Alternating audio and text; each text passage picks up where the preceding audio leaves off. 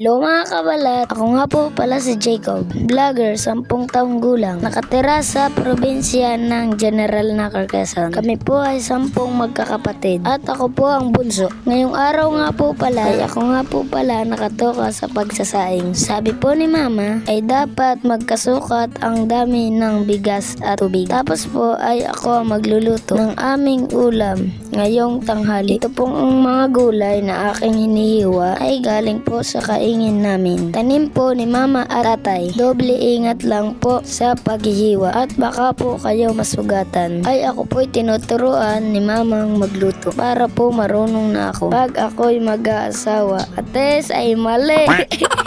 Maganda daw po na lumalaki na marunong sa gawaing bahay. Iginisa ko na nga po pala itong mga sibuyas, kamatis, tapos po ay yung mga matitigas na gulay na unahing ilagay at patagal pong maluto.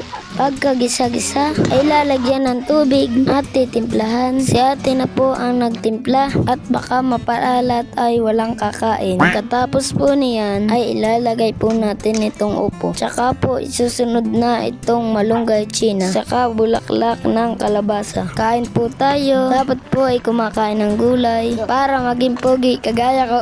Oh, yes, Subscribe po Daddy. kayo sa vlog ni ate at comment po kayo. Yun lang. Bye!